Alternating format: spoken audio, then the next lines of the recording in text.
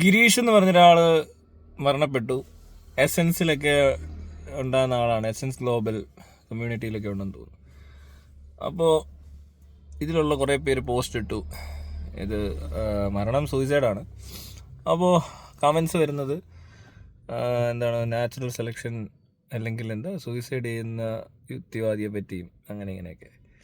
പിന്നെ ഓരോരുത്തർ ഇതിനകത്തുള്ള ടീമുകളൊക്കെ പോസ്റ്റ് ഇട്ട്. നിഷാദ് കൈപ്പള്ളി ഒരു ഫണ്ട് റേസിങ്ങിന് എന്തോ ഒരു പോസ്റ്റ് ഇട്ടപ്പോൾ അതിനടി വന്നിട്ട് പറഞ്ഞു അയാൾ ആത്മഹത്യ ചെയ്തതിന് നാട്ടുകാരെന്ത് ചെയ്യാനാ, പിന്നെ കുട്ടികളൊക്കെ നാച്ചുറൽ സെലക്ഷൻ വഴി വളർന്നോളും, പിന്നെ ഇങ്ങനെയൊക്കെ ഒത്തിരി കമൻസ് ഒക്കെ കണ്ട്. ഇതിടുന്നതൊക്കെ ഭയങ്കര വിശ്വാസികളൊക്കെയാണ്, മനസ്സിലായോ? ഇവന്മാർ വല്ലാത്തൊരു ആൾക്കാരല്ലേ. എന്തെങ്കിലും അതിനകത്ത് കമൻസിനകത്ത് വേറൊരു സാധനം കണ്ടത്, ജബ്ബാർ മാഷ് എവിടെ പറഞ്ഞേക്കുന്നു, അപരിഷ്കൃതരായിട്ടുള്ള ഗോത്ര സംസ്കാരം ഉള്ളിടത്തൊന്നോ അല്ലെ ഗോത്രങ്ങളിൽ, ആഫ്രിക്കൻ ഗോത്രങ്ങളിലൊന്നും സൂയിസൈഡ്സ് കുറവാണ്, നാഗരികത അല്ലെ പുരോഗമിച്ച ആൾക്കാരുടെ ഇടയിലാണ് സൂയിസൈഡ് ഉള്ളതെന്ന്. അപ്പം അത് കമൻ്റാണ്, നാട് പുരോഗമിക്കുന്നതിൻ്റെ ലക്ഷണമാണ് സൂയിസൈഡ്, കൊലപാതകം അടക്കം അങ്ങനെയാണ്. അപ്പോൾ ഇങ്ങനെ സാധനമൊക്കെ ഇടുന്നത്. പക്ഷെ ഞാൻ ആലോചിക്കുന്ന അതല്ല. ഇപ്പോൾ എത്തിസ്റ്റോ ഫ്രീ തിങ്കറോ ആരും ആയിക്കോട്ടെ, ഇതുപോലത്തെ ഒരു സെറ്റപ്പിലൊക്കെ ഇവരൊക്കെ പ്രവർത്തിക്കുന്നുണ്ട്, അല്ലെങ്കിൽ ഇങ്ങനെയുള്ള കൂട്ടായ്മകളിലുണ്ട്. പക്ഷേ ഇവരെന്താണ് അങ്ങോട്ടും ഇങ്ങോട്ടും ഈ കാര്യങ്ങളൊന്നും പറയാത്ത? വളരെ ഓപ്പണായിട്ട് സംസാരിക്കുന്നൊരു തരം ആൾക്കാരായിരിക്കത്തില്ലേ? ഇങ്ങനെ ഒരു ടെൻഡൻസി ഉണ്ടായി അല്ലേ, ഇതെന്തെങ്കിലും പ്രശ്നങ്ങളാണെന്ന് വിചാരിക്കുക. ഇപ്പോൾ സാമ്പത്തിക പ്രശ്നമാണെന്ന് അതും പറയണ്ടേ? അപ്പോൾ വേണ്ട എല്ലാവരോടും ആക്ട് ചെയ്യാൻ. അല്ലാതെ ഇത് മരിച്ചു കഴിഞ്ഞിട്ട് പിന്നെ ഇനി പറഞ്ഞിട്ട് കാര്യമില്ല. പക്ഷേ സൂയിസൈഡ് നമ്മൾ ഈ പറഞ്ഞ പോലെ ഡിപ്രഷനൊക്കെ ഉള്ള ആളായിരിക്കും. ആ ഡിപ്രഷൻ ഉണ്ടെന്ന് പോലും ആൾക്കാർക്ക് തിരിച്ചറിയാനും പറ്റത്തില്ല ചിലരെ ഒന്നും. പക്ഷെ എന്തെങ്കിലുമൊക്കെ ഉണ്ടാകുന്നെങ്കിൽ എന്തെങ്കിലുമൊക്കെ അറിയേണ്ടതാണ്. ഭയങ്കര അടുപ്പമുള്ള ആൾക്കാരെ പോലെ എല്ലാവരും പോസ്റ്റ് ഇടുന്നതൊക്കെ കണ്ട് തോന്നുന്നു. പക്ഷെ അവർക്ക് ആർക്കും ഇയാളോട് വലിയ അടുപ്പമൊന്നും ഇല്ല എന്നാണ് എനിക്ക് തോന്നുന്നത്. ഇത് നമ്മുടെ കൂടുതൽ ഒരാൾക്ക് ഇങ്ങനെ ഒരു പ്രശ്നം ഉണ്ടെങ്കിൽ നമുക്ക് അറിയാൻ പറ്റും. ഇത് ഞാനിപ്പോൾ എനിക്ക് പരിചയമുള്ള പിള്ളേരെയൊക്കെ എല്ലാവരുടെയും വീട്ടുകാരെ വരെ അറിയാം.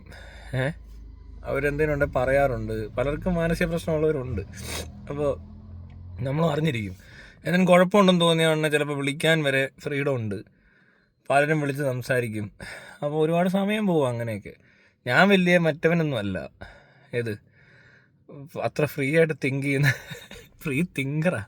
എന്തും ചിന്തിക്കും, ചിലപ്പോൾ എന്തും കാണിക്കുകയൊക്കെ ചെയ്യും. പക്ഷെ ഇമാതിരി സംഘടനയും സമൂഹം കൂട്ടായ്മയൊന്നും ഇല്ല. പക്ഷെ അല്ലാതെ എന്നോട് താല്പര്യമുള്ളവരാണെന്ന് തോന്നിയ പലരും വിളിച്ച് സംസാരിക്കുന്ന പല പ്രശ്നങ്ങൾ പറയുമ്പോൾ കുറേയൊക്കെ ഇടപെട്ട് ചില ചെറിയ ചെറിയ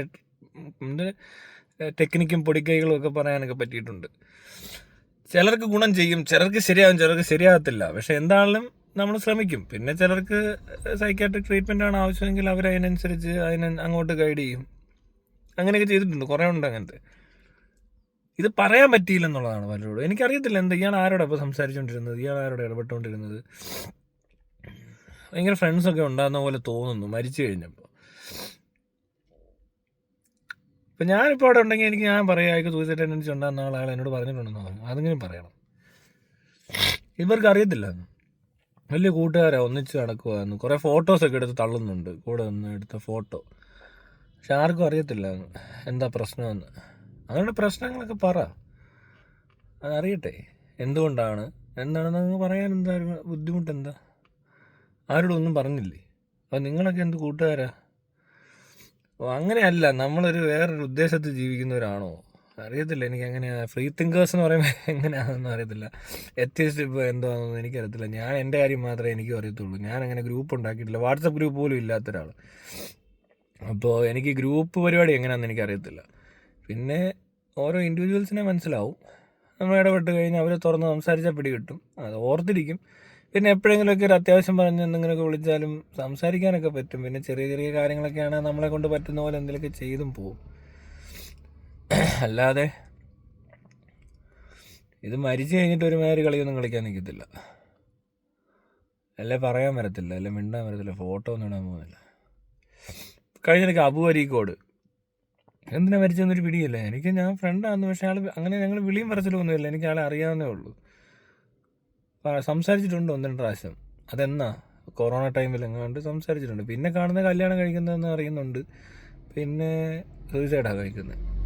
അതെന്താ കാര്യമെന്ന് ആർക്കറിയാം? എന്ത് കാരണവശാലാണേലും ഒരാളൊരു സൂയിസൈഡ് ചെയ്യേണ്ട രീതി എന്ന് പറയുന്നത് 2 കാരണം കൊണ്ട് വേണേൽ സൂയിസൈഡ് ചെയ്യുക. 2 അല്ല, ഒറ്റ കാരണം. ഒരു ടെർമിനൽ ഇൽനെസ്, അതിവേദന, രക്ഷപ്പെടത്തില്ലെന്ന് ഉറപ്പുണ്ടെങ്കിൽ, ട്രീറ്റ്മെൻറ്റ് ഇല്ല എന്നുണ്ടെങ്കിൽ ഉറപ്പായിട്ടും സൂയിസൈഡ് ചെയ്യണം. നല്ലൊരു മരണം, അത് നമ്മളൊക്കെ അവകാശമുള്ള പോലെ എനിക്ക് തോന്നിയേക്കുന്നത്. അല്ലാതെ ചുമ്മാതെ വെറുതെ അനുഭവിച്ച് ഇവിടെ കിടന്നുകൊണ്ടുള്ള മരുന്നെല്ലാം തിന്ന് സ്വന്തം കാര്യം പോലും നടക്കാൻ പറ്റാത്ത അവസ്ഥയിലോട്ട് പോകുന്നതുകൊണ്ട് വേണമെങ്കിൽ അത്യാവശ്യമായിട്ട് ചെയ്യേണ്ട കാര്യം തന്നെയാണ്. അത് ഒരാളും അമാന്തിക്കരുത്. എങ്ങനെയും മരിക്കണം. അത് ട്രെയിനിൻ്റെ മുന്നിൽ ചാടിയിട്ടാണേലും തൂങ്ങിയാണേലും. വെള്ളത്തിൽ ചാടാനായിട്ട് എനിക്ക് പേടിയാണ്. ട്രെയിന് തൂങ്ങി വരണം. വിഷം എന്ന് പറയുമ്പോൾ നല്ല അന്യായ വിഷം അടിക്കണം. എന്നിട്ട് ഏതെങ്കിലും സെഡേറ്റീവ്സ് അടിച്ച് നല്ല പോയിസണും കഴിച്ച് ഉറങ്ങുക. ഒരു കാരണവശാലും രക്ഷപ്പെടരുത്. അങ്ങനത്തെ ഒരു സ്ഥലത്ത് മരിക്കണം. തൂങ്ങി വരണം ഇച്ചിരി പാടാ. നല്ലപോലെ തൂങ്ങിയില്ലേ പണി കിട്ടും. അല്ലെ ഒരാൾ നോക്കി മോണിറ്റർ ചെയ്യാനുണ്ടെങ്കിൽ കൊള്ളാം. അങ്ങനെ ആർക്കെങ്കിലും നോക്കി നിൽക്കാൻ പറ്റുന്നവരുണ്ട് അങ്ങോട്ടും ഇങ്ങോട്ടൊക്കെ സഹായിക്കണം. കാരണം അവസ്ഥ ഇതാണ്. അങ്ങനെ എന്തിനുണ്ടെങ്കിൽ സഹായിക്കുന്നതിൽ തെറ്റൊന്നുമില്ല. അയാളല്ലേ മരിക്കുന്നത്, ഞാൻ നോക്കി നിൽക്കുന്നല്ലേ ഉള്ളൂ. അയാളുടെ ഭയങ്കരമായിട്ട് ബുദ്ധിമുട്ടുന്ന കണ്ടാൽ പിടിച്ച് രക്ഷപ്പെടുത്തിയിട്ട് വീണ്ടും ഒന്നുകൂടെ നോക്ക് എന്ന് പറയാം. അല്ലെങ്കിൽ ഒറ്റയടിക്ക് നല്ലപോലെ കെട്ടി നല്ലപോലെ വിടുവാണെങ്കിൽ ഇത് അങ്ങനെ ഉറങ്ങിക്കിടക്കുന്ന പോലെ കിടക്കും. ചിലരിങ്ങനെ കണ്ണൊക്കെ തള്ളി ഇതൊക്കെ മാറ്റി പറിച്ച് പൊട്ടിച്ച് നാക്കും കടിച്ച് കീറുന്നത് ശ്വാസം മുട്ടി മരിക്കുന്നതുണ്ടാവും. അല്ലെങ്കിൽ അങ്ങനെ വരത്തില്ല. പാർഷ്യൽ ഹാങ്ങിങ് എന്നൊക്കെ പറഞ്ഞ് പല പരിപാടികളുണ്ട്. അതൊക്കെ ചെയ്യണം, അതേ ഞാൻ പറയത്തുള്ളൂ. അങ്ങനെ വേണ്ടി വന്നാൽ ചെയ്യണം. അല്ലാതെ ഒരു കണ്ടീഷനും ലോകത്ത് ആത്മഹത്യ ചെയ്യാനുണ്ടെങ്കിൽ പിന്നെ ഡിപ്രഷൻ അതുപോലെ വന്നവർക്കും ചെയ്യേണ്ടി വരും. ഇയാൾക്ക് ചിലപ്പോൾ ഡിപ്രഷൻ ആണെന്നിരിക്കാം. ഒരു മര്യാദയുള്ള മാന്യമായിട്ടുള്ള ഒരു പുരോഗമിച്ച രാജ്യമായിരുന്നെങ്കിൽ ഇവിടെ ദയാവധം അനുവദിച്ചിരുന്നെങ്കിൽ അയാൾക്ക് അങ്ങനെ ചെയ്യാൻ പറ്റുമായിരുന്നു എന്ന് എനിക്ക് തോന്നുന്നു. ഉറപ്പില്ല. അവിടെ ചിലപ്പോൾ ട്രീറ്റ്മെൻറ്റ് കൊടുത്ത് കുറച്ചാളോടൊക്കെ നീട്ടിക്കൊണ്ട് പോകുമായിരിക്കും. തീരെ പറ്റാത്ത ആൾക്കാർക്ക് ദയാവധമൊക്കെ അനുവദിച്ചിട്ടുണ്ട്. നെതർലാൻഡ്സിലൊക്കെ ഞാൻ തോന്നുന്നു എവിടെയോ ഒരു 14 വയസ്സുകാരി കൊച്ചൊരു പെങ്കൊച്ചിന് ഡിപ്രഷൻ കൂടിയിട്ട് അവർ ദയാവധം നടത്തി കൊടുക്കും. ഇവിടെ ഒന്നും പ്രതീക്ഷിക്കേണ്ട. ഈ പന്ന രാജ്യത്ത് ആത്മഹത്യ അല്ലാതെ വേറെ വഴിയില്ല. അപ്പോൾ അതുകൊണ്ട് ചെയ്യാം. ഞാനാണ് അങ്ങനെ ചെയ്യത്തുള്ളൂ. കാരണം എനിക്ക് അങ്ങനെ ഒരു ആഗ്രഹമുണ്ട്. ഈ ദയാവധം ലീഗലാവണം. എന്തെങ്കിലും ഒരു പ്രശ്നം ഉണ്ടായാൽ നമുക്ക് അങ്ങനൊരു സംഭവം, നല്ലൊരു മരണം ഇങ്ങനെ അനുഭവിച്ച് കിടന്ന് നരകിച്ച് പുഴുത്ത് വല്ലാത്ത അവസ്ഥയിൽ ഇങ്ങനെ കിടക്കുന്നതിലും വേദം മരിക്കുന്ന. പക്ഷെ ആരും നമ്മളെ കൊല്ലത്തില്ല.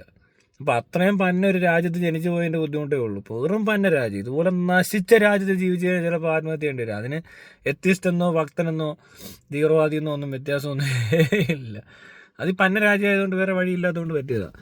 അതേസമയം ഇങ്ങനത്തെ ഒരു അവസ്ഥ ഉണ്ടെങ്കിൽ എന്ത് ചെയ്യാൻ പറ്റുമെന്ന് വെച്ചാൽ, കൊള്ളാത്ത രാജ്യത്താണ് ഇയാൾക്ക് ആദ്യം ഇങ്ങനത്തെ കാര്യം വല്ല എനർജി ഉണ്ടെന്ന് അറിയുകയൊക്കെ ചെയ്യും. എന്ന് പറഞ്ഞാൽ അങ്ങനത്തെ രാജ്യങ്ങളിൽ സൂയിസൈഡ് ഇല്ലെന്നും അല്ല. അത് ആ ഡിപ്രഷൻ പോലത്തെ എന്തെങ്കിലും അസുഖമൊക്കെ ഉണ്ടെങ്കിൽ അതിനെ നേരത്തെ അറിഞ്ഞില്ലെങ്കിൽ ചിലപ്പോൾ സാധ്യത ഉണ്ട്. അതിനും അറിഞ്ഞു കഴിഞ്ഞാൽ ട്രീറ്റ്മെൻറ്റൊക്കെ കൊടുത്ത് നല്ല രീതിയിൽ ആൾക്കാർ മുന്നോട്ട് പോകും. പിന്നെ ഇങ്ങനെ അസുഖം ബാധിച്ചിട്ടൊക്കെ ചിന്തിക്കാൻ പ്രത്യേകിച്ച് പറ്റത്തില്ല. അപ്പോൾ കൂടെ നിൽക്കുന്നവർ അത്രയും ടൈറ്റായിട്ട് മോണിറ്റർ ചെയ്യുകയും കെയർ ചെയ്യുകയും ഒക്കെ ചെയ്യേണ്ടി വരും. ഇതൊന്നും നടക്കാത്തൊരു രാജ്യമായതുകൊണ്ട് മറ്റുള്ളവർക്ക് ഇതിനെപ്പറ്റി വലിയ ബോധവും കൂടി ഇല്ലാത്തത് കൊണ്ട് ശ്രദ്ധിക്കത്തില്ല. ഒരു അറ്റംപ്റ്റോ അല്ലെങ്കിൽ ഒരു സൂയിസൈഡ് ത്രെറ്റൻ ചെയ്യുന്ന എന്തെങ്കിലും തരത്തിലുള്ള ഇൻസിഡൻസോ ഉണ്ടെങ്കിൽ തന്നെ നമ്മൾ ആൾക്കാരെ ശ്രദ്ധിക്കേണ്ടതായിട്ടുണ്ട്. പിന്നെ മരിക്കുന്നത് നല്ലതാണ്. എനിക്കങ്ങനെ വലിയ വിരോധമൊന്നും തോന്നിയില്ല. ആൾക്കാർ മരിക്കത്തില്ല, എല്ലാവരും മരിക്കുമല്ലോ. അതിപ്പോൾ എത്തിയിസ്റ്റ് മരിച്ചാലും വിശ്വാസം മരിച്ചാലും ദൈവം മരിച്ചാലും ഇവിടെ ഒരു മൈരവില്ല, മനസ്സിലായി. പക്ഷെ ചെകുത്താൻ മാത്രം മരിക്കാൻ പാടില്ല. ചെകുത്താനല്ലേ പിന്നെ ദൈവത്തിനൊരു സുഖമില്ലല്ലോ. ദൈവം എന്നെ പറയുകയാണിക്കാനാ പിന്നെ ചെകുത്താനില്ലെങ്കിൽ. അതുകൊണ്ട് മാത്രമേ ചെകുത്താൻ ഇങ്ങനെ ജീവിച്ചിരിക്കുന്നത്. ചെകുത്താൻ മരിക്കത്തില്ല. ചെകുത്താൻ മരണമില്ലാത്ത സാധനമാണ്. ദൈവം മരിച്ചാലും ചെകുത്താൻ അവിടെ കാണും. കാരണം ചെകുത്താനല്ലേ പവർഫുൾ. ദൈവത്തിന് എന്നെ പറയാൻ പറ്റുമെന്ന് ചെകുത്താൻ ഒന്നും ചെയ്യാൻ പറ്റത്തില്ല. അതുകൊണ്ട് ചെകുത്താൻ കാണും. ദൈവത്തിന് പിടിക്കാൻ കിട്ടാത്ത ഒരാളുണ്ടെങ്കിൽ ചെകുത്താനേ ഉള്ളൂ. ബാക്കി എല്ലാവരും ദൈവം സൃഷ്ടിക്കുകയും കൊല്ലുകയൊക്കെ ചെയ്യും. അപ്പോൾ അങ്ങനെ ഒരാൾ മരിച്ചു, അത്രേ ഉള്ളൂ. പിന്നെ ആർക്കെങ്കിലും സഹായിക്കാനായിട്ട് താല്പര്യമുണ്ടെങ്കിൽ നിഷാദ് കൈപ്പള്ളിയുടെ എന്താ പറയുക, ഈ പോസ്റ്റിനകത്തോട്ട് അയാൾ എന്തോ QR കോഡൊക്കെ ഇട്ട് വെച്ചിട്ടുണ്ട്. അതിലേക്ക് ഡൊണേഷൻസ് കൊടുക്കേണ്ടവർ. അല്ലാത്തവർക്ക് മറ്റേ കമൻറ്റ് ഇടാം. അതൊക്കെ അതിനുള്ള ഫ്രീഡമൊക്കെ എല്ലാവർക്കും ഉണ്ട്. അങ്ങനത്തെ ചിന്താഗതികൾ ആൾക്കാർ അറിയട്ടെ, അല്ലേ? ഒരു വിശ്വാസിയെ കൊണ്ട് ചെയ്യാൻ പറ്റുന്ന കാര്യം അതൊക്കെ ആണെങ്കിൽ അയാൾ അത് ചെയ്യണ്ടേ? അവരെ കൊണ്ട് പറ്റുന്ന കാര്യമല്ലേ അവർക്ക് ചെയ്യാൻ പറ്റത്തുള്ളൂ. അതും ഒരു പ്രശ്നമല്ല. ഞാൻ നോക്കിയപ്പോൾ കുറേ ആൾക്കാർ ഇങ്ങനെ പോസ്റ്റ് വേണം.